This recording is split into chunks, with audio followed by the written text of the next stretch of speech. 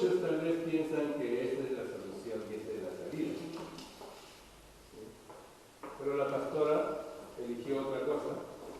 Yo ya la conozco, ya la conozco, tengo más de 30 años ya. ¿Por qué ella eligió otra cosa? Porque nos pondría limitación a ganar las almas. Nos pondría limitaciones a predicar el Evangelio. ¿Sí? Y ella, cuando tenía 17 años, un día estaba dispuesta a suicidarse porque estaba frustrada, tenía vacíos, no tenía más. Pero un día decidió servir a Dios. Y yo también un día decidí servir a Dios. Posiblemente a veces pasamos dificultades, a veces pasamos necesidades, pero creemos que Dios va a suplir las necesidades porque le servimos a Dios. Hay una colombiana conocida en Alicante, estaba trabajando con un hombre anciano y enfermo. Y bueno, ella ya había tenido un compromiso antes, tenía 2 hijos adolescentes en Colombia, pero ese matrimonio se rompió, se destruyó. Y bueno, ella pensó un día, dijo, bueno, este anciano ya está cerca de la muerte y esta es la solución de mi vida. Y se unieron, y se casaron. Israel no lo llegamos a conocer a este hombre. Dice que él es bien ateo, dice que viene del mono y del cocodrilo y todo eso. Y lo tremendo es que este hombre no muere. Es como la mala hierba. A veces ya está, dice que está mal de la próstata, está mal del hígado, está mal del estómago. Y a veces ya está en cama postrada, y ya pues, me parece que ya va a morir. Y luego unos días más se levanta. Es como la mala hierba. Aunque esté cojeando, ahí no, pero se levanta. Todavía no muere. Ya pasó muchas aflicciones. Porque tiene hijos adolescentes, el hombre lo rechaza, no con sus hijos. Y ha pasado muchas situaciones, muchas aflicciones. No hay paz en la casa. Entonces, lo que muchas veces humanamente uno puede pensar, esta es la solución de mi vida, no siempre puede ser la solución de mi vida. Es mejor buscar la guía de Dios. Y este tema se llama, ¿qué se llama? Servidores de Dios. Hechos capítulo 6, verso 1 al 7.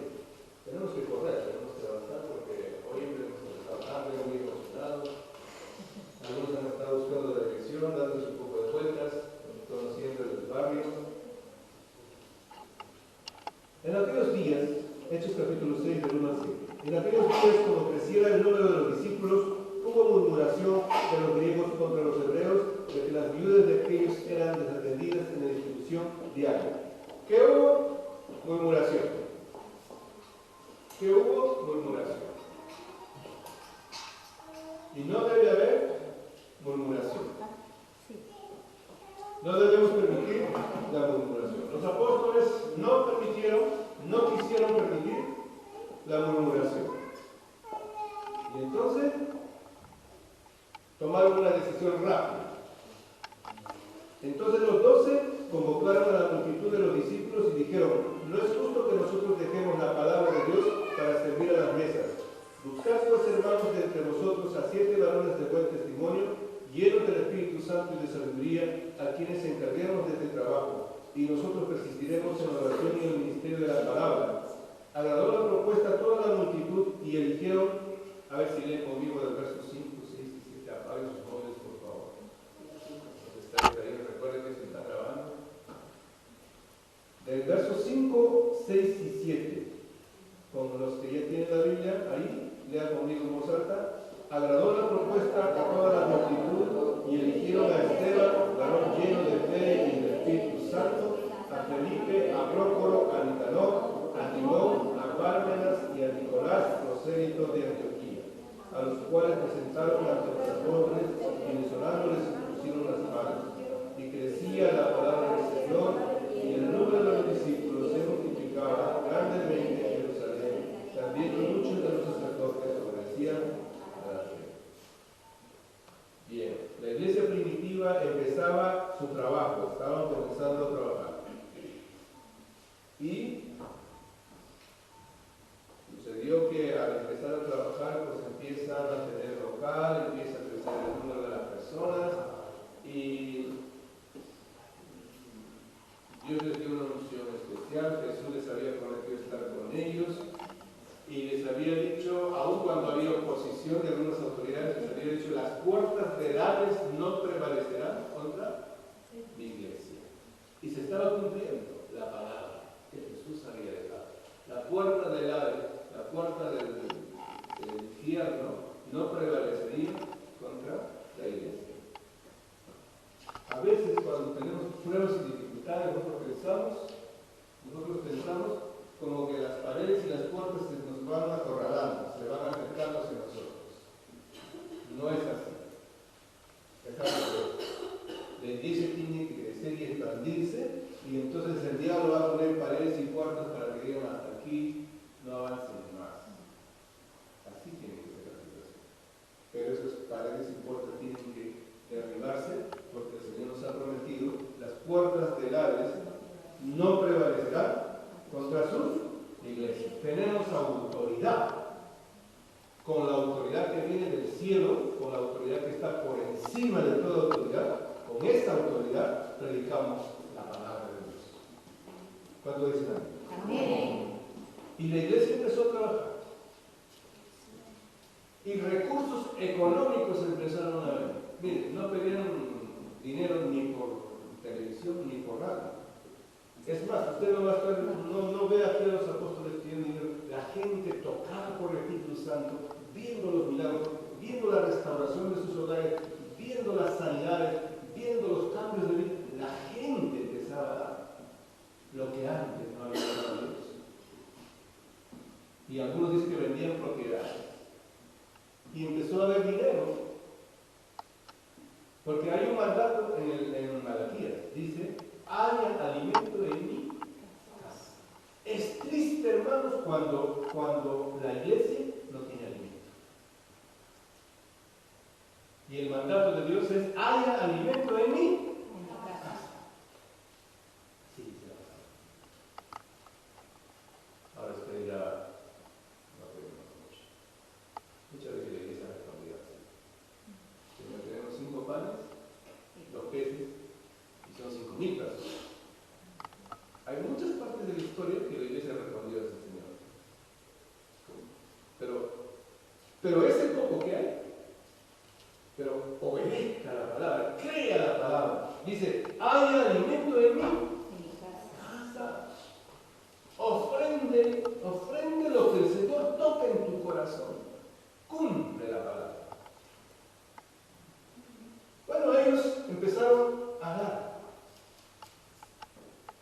Y entonces el problema no estaba en la murmuración ahí, que por qué dan o por qué no dan. Ahí no estaba la murmuración. La murmuración es, no, están dando, no están atendiendo a los griegos. Parece que hay un problema racial de acá. A los judíos están atendiendo en primer lugar. Y a los griegos lo están atendiendo. El problema parece que era cultural, racial. Cuestión del idioma, ¿no? Y todo eso. Entonces, los apóstoles inmediatamente dijeron, no vamos a permitir la murmuración. No es bueno permitir la murmuración dentro de la iglesia. Si usted le cuenta algo, por acá, pero rápidamente llévelo a los pastores a liderar. Rápidamente.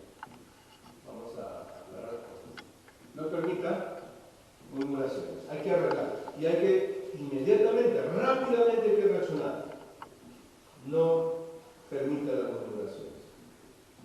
Pueden causar contiendas, pueden causar divisiones, pueden causar chismes, pueden causar malos entendidos.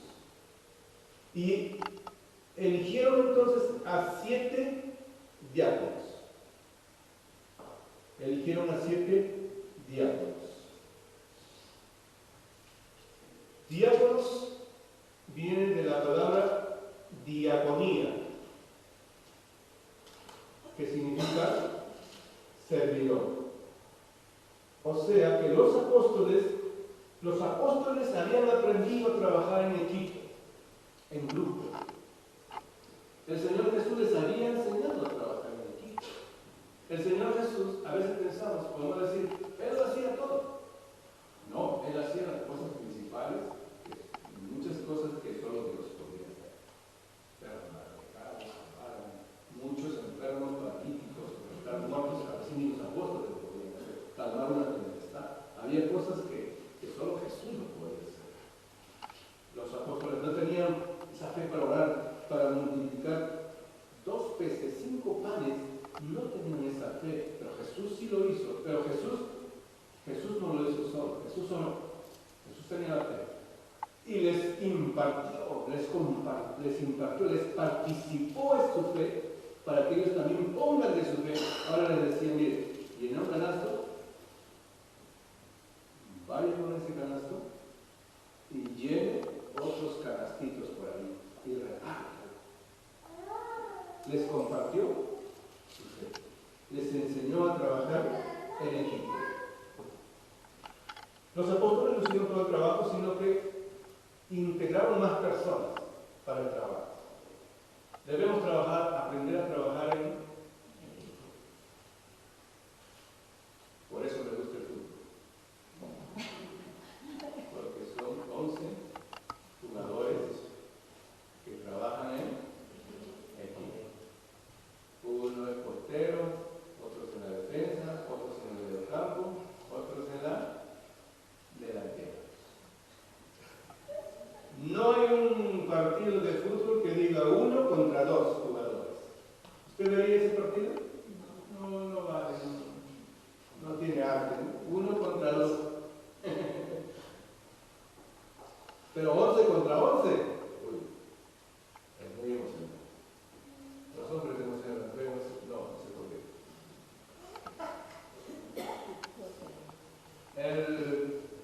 Hay muchas cosas que nos enseñan el trabajo en equipo. Necesitamos aprender a trabajar en equipo. Y también a trabajar en unidad. Porque cuando trabajas en equipo, muchas veces hay ideas, y hay discrepancias, y hay, ¿cómo se puede decir?, ciertos pensamientos, ciertos estilos de hacer las cosas, ciertas ideas, ciertos pensamientos.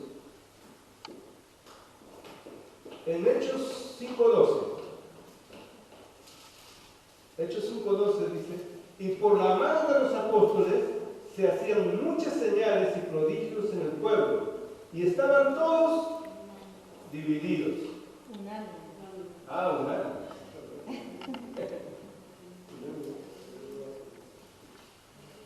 ¿Y estaban todos qué? Unánimes. Unidos. Cuando nos unimos un equipo, hermano, eso es tremendo. Cuando nos unimos un equipo, hacemos rápido las cosas. Esta pared, bueno, no se han demorado aquí. Y no ha sido culpa nuestra. Está teniendo un montón de huecos, de lo que usted no se imagina. Un montón de huecos había aquí. O sea, habían algunos hechos huecos por casualidad y otros lo habían hecho a propósito.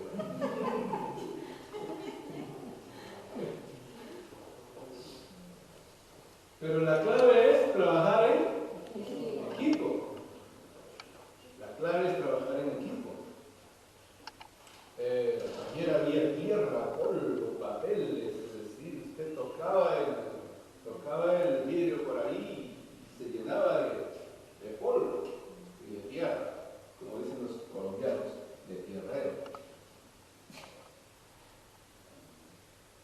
Pero cuando se trabaja en equipo, la cosa cambia.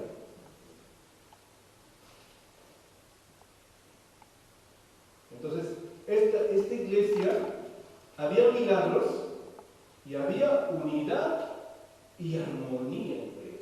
Esa unidad que trae la palabra de Dios y la presencia del Espíritu Santo. La presencia del Espíritu Santo, la unción, trae unidad. Nos trae humildad, nos trae mansedumbre, trae la unidad que necesitamos. La palabra diaconía, entonces, analizando la palabra diaconía, significa servicio. Diaconía, servicio. Diácono, servidor. Esas no son palabras griegas. El Nuevo Testamento, el original del Nuevo Testamento fue escrito en griego. El original del Antiguo Testamento fue escrito en hebreo, en griego. ¿Por qué? Porque la cultura griega antes del Imperio Romano había influenciado el mundo, la gran parte de las naciones del mundo, y había influenciado con su idioma, y muchos judíos habían salido de Israel y habían aprendido, aún estando dentro de Israel, habían aprendido el idioma griego. Por eso el Nuevo Testamento original fue escrito en griego. Entonces esta palabra diácono significa servidor, significa uno que sirve, uno que ayuda, uno que colabora. Y algunas partes de la Biblia, del Nuevo Testamento, también aparece la palabra doulos, escrito doulos, pronuncia doulos, que significa siervo. Pero tiene un significado más profundo. Significa un esclavo voluntario. Uno que trabaja sin salario, pero por amor, porque lo decidió, porque su jefe le agrada, simplemente por eso, porque decidió. Dulos. En algunas partes del Nuevo Testamento de la Biblia aparece la palabra dulos cuando se trata de, cuando hablan en el contexto de servir a Dios. Entonces, usted tiene que decidir si es diácono o dulos. Pero ese compromiso usted lo hace con Dios. Pero qué lindo, mire, ¿qué dice Hebreos 11? Dice, el que se acerca a Dios, crea que le ama, y que es galardonador de los que le buscan. Las leyes ya están dadas. Dice que si usted a un discípulo del Señor que lo hace porque es un discípulo de Jesús, le sirve un vaso de agua fría, no perderá su recompensa. Si con un vaso de agua fría usted no quiere su recompensa, ¿cómo será el cafecito con leche?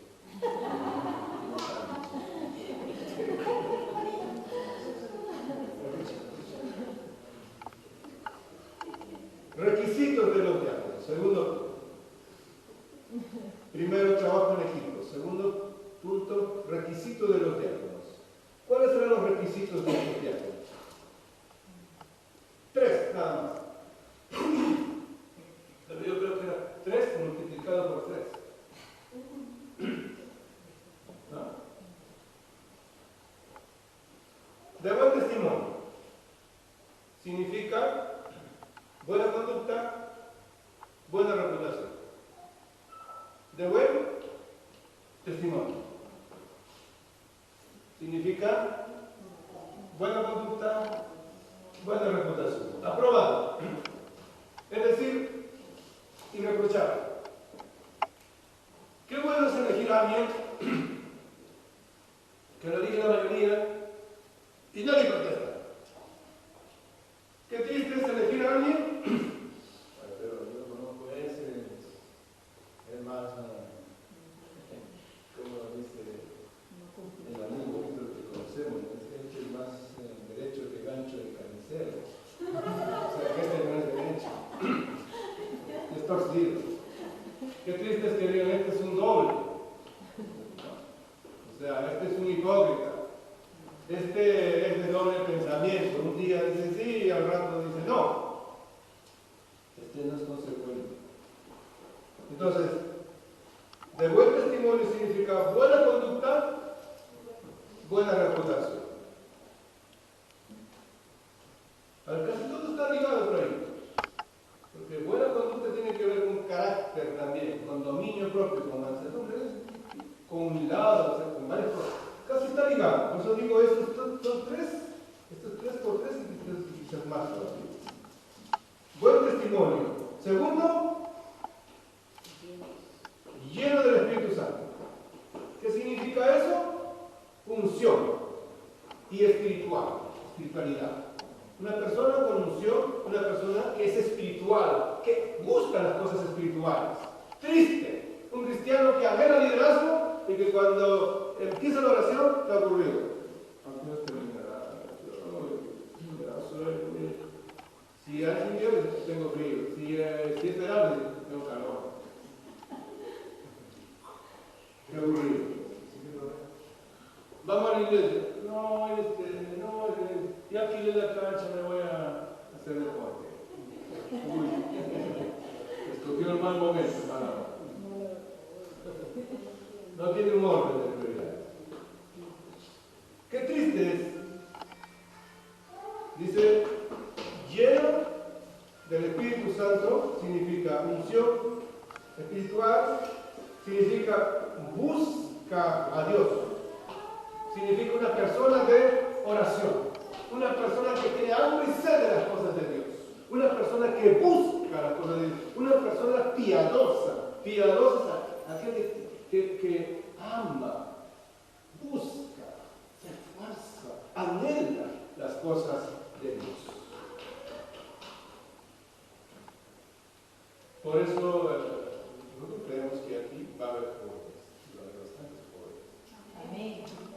Y nosotros creemos por eso que los jóvenes, como decía la palabra, deben casarse no en yugo desigual, como dice la palabra, sino entre creyentes. ¿Por qué? Nosotros vimos una pareja de Cochabamba, cuando incluso éramos casi nuevos casados, 6 y 7 meses de casados, conocimos una pareja en Cochabamba. Mire, el hombre guapo, blanquiñoso, guapo, y se consiguió una chica guapísima también. No sé, todo, guapo.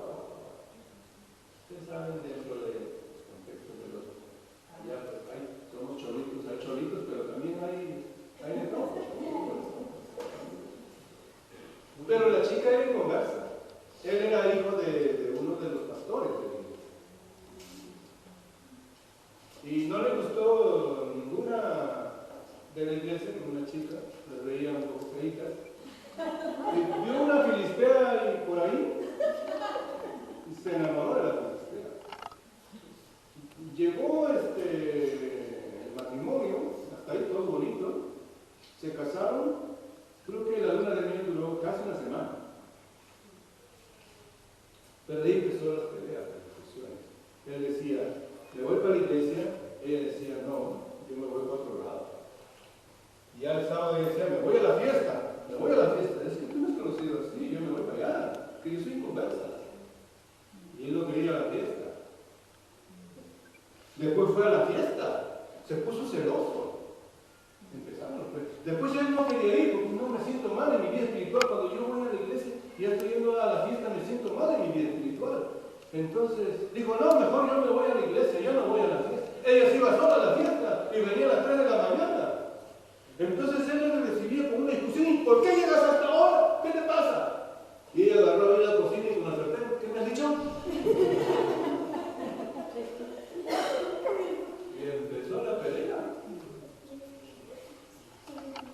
Muchas veces, cuando se enamoran y son novios y se van a casar, están viendo qué linda cara tiene, si es alto, qué guapo, y se viste bonita, sí, qué perfume tan rico, ¿no? Hasta ahí todo bonito. Pero no ven a las demás cosas que son importantes.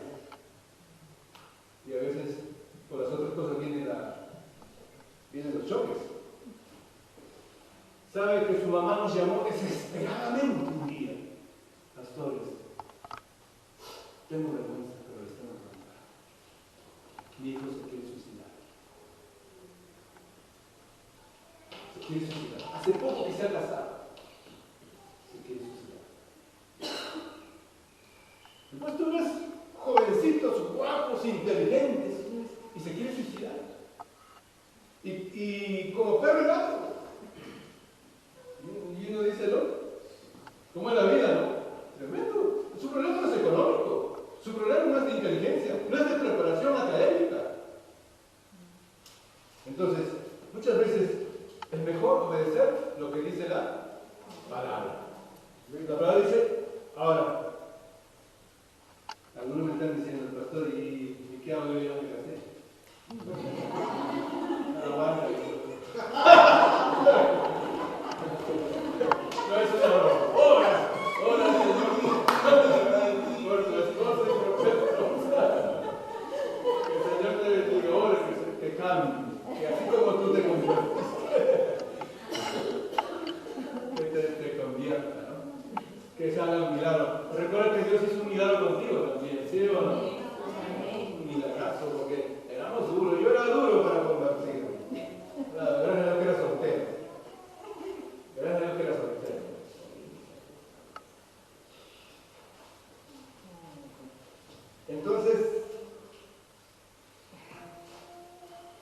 ¿Qué más? Llenos del Espíritu Santo hemos hecho. Y ahí nos hemos ido a esta ilustración. La persona que ama la presencia de Dios. Mire, el que es adivino, el que es espiritista, ama la presencia sacramental de los demonios y busca. Sí, hermanos, sí. ¿Por qué consiguen ese poder? Porque lo buscan. Y algunos dicen, todo así, todo perezoso, ¿no? Sí, yo soy cristiano, sí. Sí, los domingos voy para la iglesia. Pero se le ve como más parece cristiano. ¿Por qué decayó el cristianismo en Italia y en España durante los últimos siglos? Por eso. Un cristianismo de cáscara, de pereza. Ah, sí, yo soy cristiano, una vez al año en la procesión, ya está bien, una vez al año, entonces sí soy cristiano. ¿Y qué sinvergüenza? Después de cargar todavía la procesión, termina y todavía está tomando esa cerveza, ¿no? O sea, imagínense. Entonces, ¿qué incentivo había para la nueva generación? Había adulterio, había cosas. ¿Qué incentivo había para la nueva generación? Por eso es importante volver a los requisitos bíblicos. Tercer lugar, llenos de sabiduría. Eso significa inteligencia, temeroso de Dios, porque la Biblia dice el principio de la sabiduría es el temor de Dios. Eso significa también que aparecen otras palabras ahí: manso, cauto, prudente, no un precipitado, no un alocado que hace de todo y se mete en todo. No, que sabe, que piensa, que sabe, que analiza, que es prudente, que consulta y dice, que consulta con la palabra, dice, ¿será que yo debo de tomar esta decisión o no debo de tomar esta decisión? Bueno, aquí aparentemente eran 3 requisitos nada más para servir a Dios como diácono. Y luego ya más adelante, a través de los años, el apóstol San Pablo de más edad, en su carta de 1 Timoteo capítulo 3, agrega algunos requisitos más.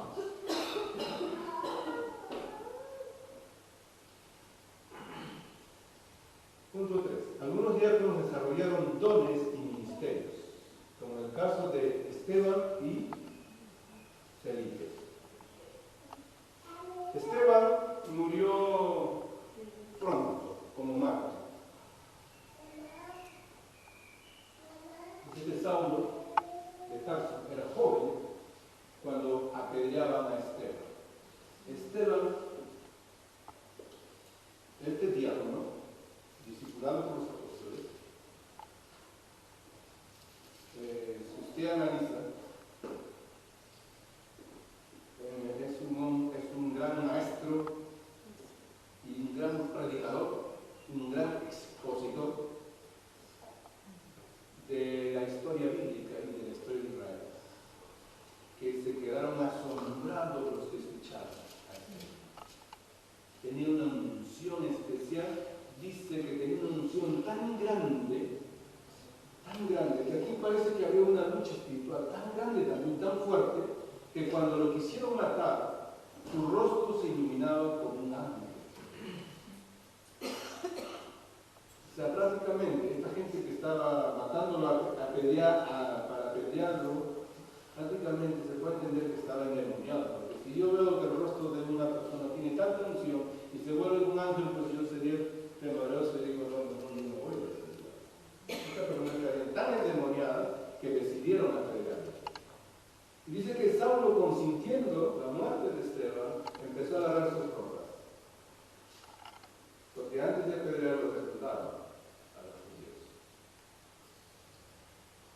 Pero yo creo que Saulo nunca olvidaría la muerte de Esteban, porque algo que tú puedes escuchar un mensaje tal vez algún día te puedes olvidar, pero si tú ves un acontecimiento, un accidente, una cosa que tú experimentas, como en este caso, Saulo agarrando las ropas de Esteban, yo creo que él no podía olvidar eso.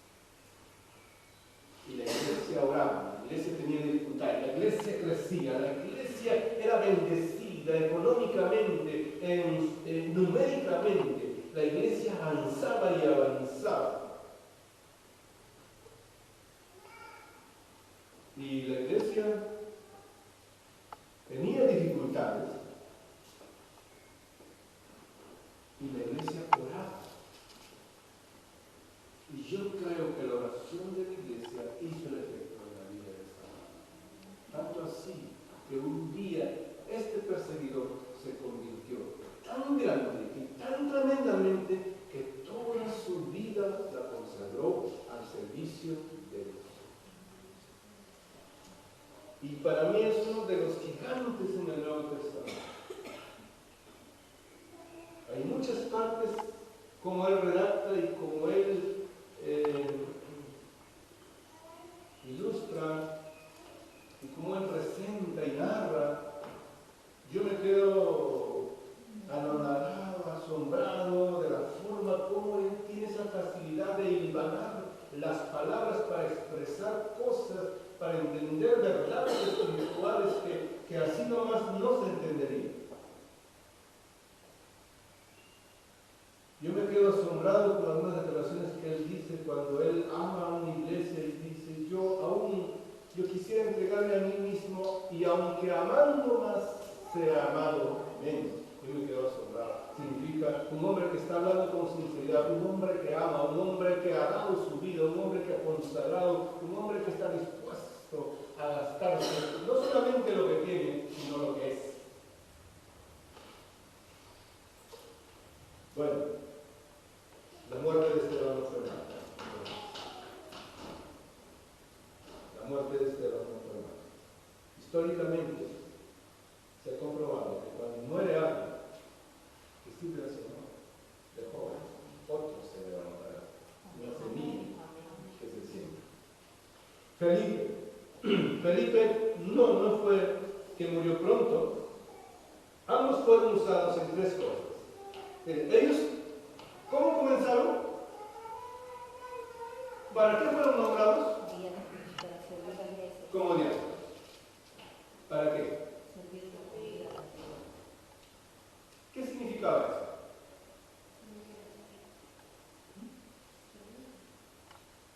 Recibir alimentos, empaquetarlos y distribuirlos y hacerles llegar a las personas, ¿no? Para que no haya ninguna queja, ninguna murmuración.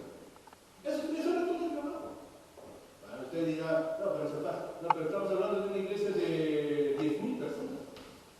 Y cantidad de ingresos económicos, cantidad de alimentos, cantidad de cosas que había que almacenarlos, administrarlos, había que saber qué comprar, cómo distribuir las cosas, cómo repartirlas, de modo que no haya queja ni murmuración, porque donde se reparte alimentos siempre hay queja y murmuración.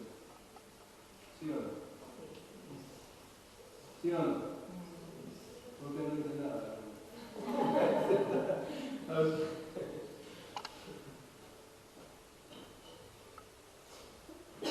Pero desarrollaron ministerios, desarrollaron dones espirituales. ¿Por qué? Porque esos eran requisitos también de su crecimiento espiritual. Y estos dos diáconos desarrollaron tres cosas, fueron usados en tres cosas. Evangelización, y tremendo. Evangelización, 2, sanidades, y tercero, milagros. Milagros. Evangelización, repite conmigo. Evangelización, sanidades, tercero, milagros. Milagros. Ahora, sanidades y milagros muchas veces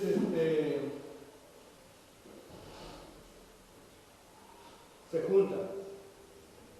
Capítulo 8, verso 4 en adelante. Lea conmigo, por favor. Capítulo 8, verso 4 en adelante. Hechos. Leemos algo. Verso 4 en adelante dice: pero los que fueron esparcidos iban por todas partes anunciando el Evangelio. Entonces Felipe, descendiendo a la ciudad de Samaria, les predicaba a Cristo.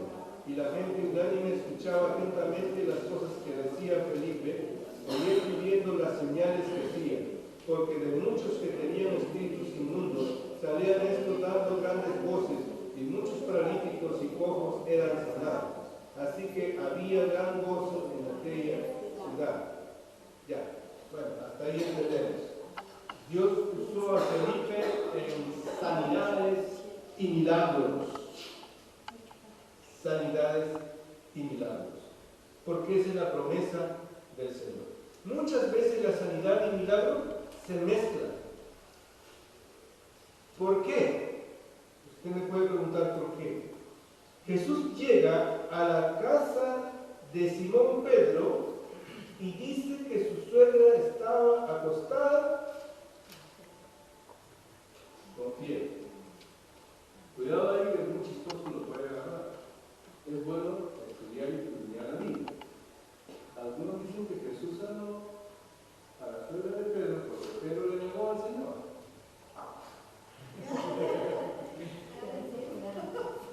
Ya, pero si usted lee la Biblia, usted va a ver que está en Marcos capítulo 1, o sea, al empezar el ministerio del Señor. Eso fue antes, en el primer año. Por eso yo le digo, usted tiene que leer la Biblia para que un chistoso no lo agarre. Haga cuidado. Escudriñe la Biblia.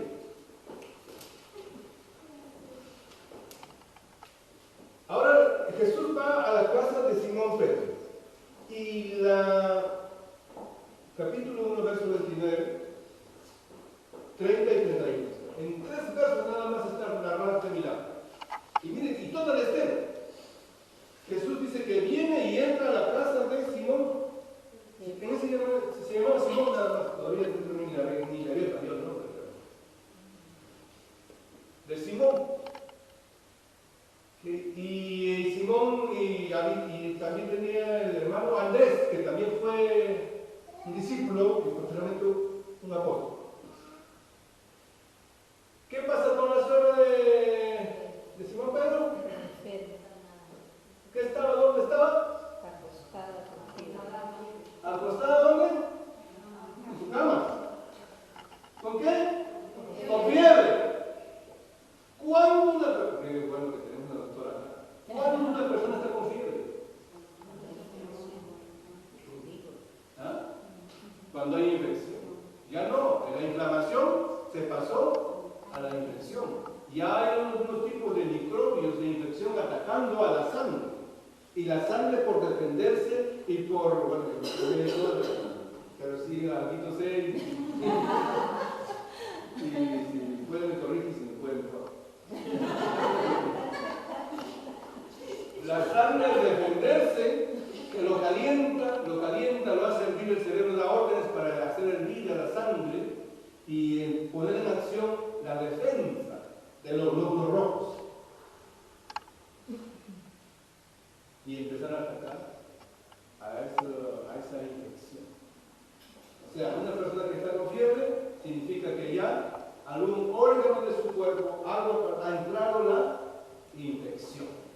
Puede ser porque tenga algo en los bronquios, en los pulmones, o en el estómago, en el hígado, en los riñones. Para que esté con fiebre es que estaba esta mujer bien enferma, y para que esté postrada en cama es porque estaba muy mal. ¿Y qué pasó?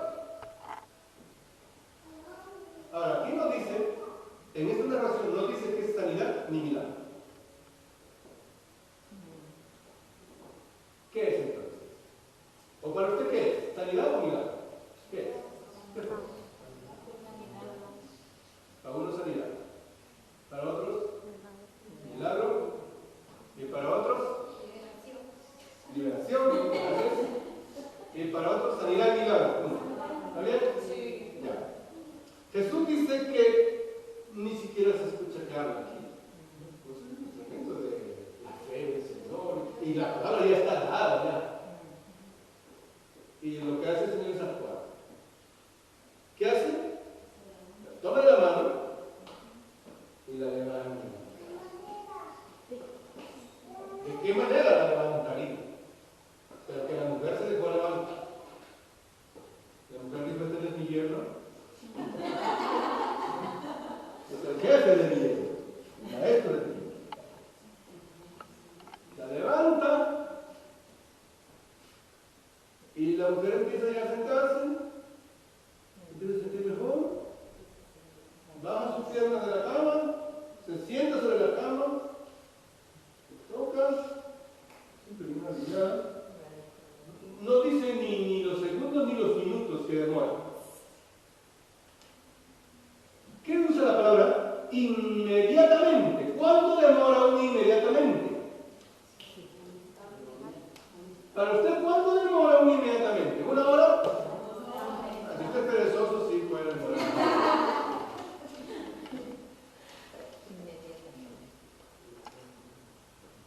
Inmediatamente vino la sanidad. ¿Cómo es eso que inmediatamente? Mire, acá hay un invento mío. Quiero la nota que pone ahí porque la estoy cansada, ¿no? A una sanidad que es una aceleración milagrosa de la sanidad, también se le llama milagro. No sé si me entendió, no importa si me entendió. A una sanidad que es una aceleración milagrosa de la sanidad, también se le llama milagro. Porque sanidad es cuando una medicina te va sanando progresivamente. Eso es sanidad. Pero una sanidad de una fiebre o de un paralítico en Hechos 9, verso 32, dice: Pedro visitó Lida y habló allí a un hombre que se llamaba Eneas, que hacía 8 años que estaba en cama paralítico. Y Pedro le dice la palabra: Eneas, levántate y prepara tu cama. En 5 años, Eneas, no habías podido tender tu cama, no habías podido tenderte, otros te tendían tu cama. Ahora yo te digo, yo te ordeno. Tenía la unción y la guía del Espíritu Santo y tenía la fe, pero le dice: Eneas, toma tu cama, levántate y tiene tu cama. Y Eneas cree. 5 años. Esto es sanidad y milagro. Gloria a Dios. No sé si será la respuesta. Amén. Gloria a Dios. Gloria a Dios. 8 años, yo estaba pensando cuando el pastor decía que toma a su cama, ¿no? A veces cuando tenemos hijos, esa es una pelea, ¿no? Cuando estamos en casa, que tiendan la cama. No, esto no se refería, o cuando nuestra madre venía, ya arreglaste tu habitación, tiende la cama. No, a eso no se refería, toma tu lecho, porque él estaba inválido, postrado. Y Dios, a través de su siervo, le dio sanidad. Ese es el Dios que predicamos. Esa es la característica de una iglesia apostólica. ¿Cuál es la característica de una iglesia apostólica?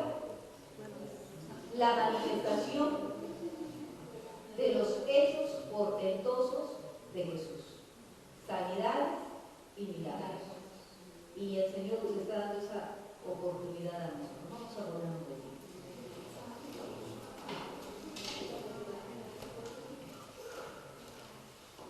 Eso es lo que Dios nos está dando a nosotros. Miren que me pongo un poquito más arriba. Y vamos a decirle: Señor, yo quiero lo que tú le diste a los apóstoles.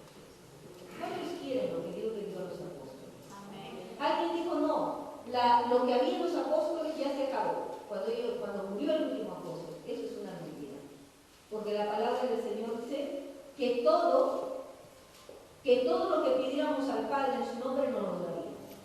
Y dice también la palabra del Señor: y estas señales seguirán a los que creen. A los que creen. Al que no cree, pues no nos lo dará. Pero el Señor nos dice: decídete a creer. Y yo le quiero creer al Señor. Amén. vamos a orar, vamos a decirle al Señor, Señor, yo quiero lo que tú le diste a los apóstoles, yo lo quiero para mí. Señor, que yo pueda llevar esa palabra de sanidad a la gente. ¿A usted no le da dolor cuando ve una persona que dice, no me puedo ni parar, me duelen las piernas? ¿A usted no le da dolor? ¿No le da dolor? Que tanto decía, a ver, no hable más, no, en el nombre de Jesús se sana, toda corriente sanguínea empieza a restaurarse y se sana en el nombre de Jesús. Y yo le tengo que creer a Dios que Dios lo ha hecho. Y necesitamos creer que Dios es el Dios que podemos. No eres tú, pero es Dios queriendo usar nuestra humanidad para llevar sanidad y salud a la gente, liberación a la gente. Padre, en el nombre de Jesús, hoy nos apropiamos de tu palabra, Señor, en el nombre de Jesús. Señor, toma nuestra humanidad y opera milagros a través de ella. Que cada persona que tú nos pongas, Señor, en este día y los días subsiguientes, Señor, oh Señor, personas necesitadas de ti, de tu palabra, de una palabra de ánimo, de un milagro en su vida, de sanidad, de liberación, tú nos uses, Señor. Que no esperemos a decir, lo llevaremos el domingo a la iglesia, sino que en el momento podamos orar y el milagro se desate en cada hogar, en cada familia, en el nombre de Jesús de Nazaret. Padre mío, gracias. Tu palabra dice, Señor, y en mi nombre echará fuera demonios, en mi nombre pondrán sus manos sobre los enfermos y ellos sanarán. Padre mío, gracias por tu amor y tu misericordia, en el nombre de Cristo Jesús. Y antes de terminar, hermanos, dos palabras que dijo el pastor hoy: didaqué y dulos. ¿Qué significaba didaqué? ¿Qué significaba la raíz griega? Diácono, servidor. ¿Y dulos? ¿Qué más? Esclavo. ¿Usted se imagínese a un esclavo en los tiempos de Jesús? No miremos a un esclavo, eso que los tenían en las prisiones, no. Un esclavo. Era esclavo, pero lo tenía todo, mientras servía a su Señor. ¿Me están entendiendo, hermanos? Sí. Lo tenía todo mientras servía a su amo, a su Señor. Y el pastor decía, usted decida, ¿quiere ser siervo o quiere ser esclavo? Y me vino a la mente, gloria a Dios, porque esclavo, si soy esclavo de Jesucristo, Él es mi amo y Él tiene que tener cuidado de mí. Amén. Él tiene que tener cuidado de mí, porque Él es mi amo. Él es mi Señor. Eso era lo que significaba la palabra Señor en los tiempos antiguos.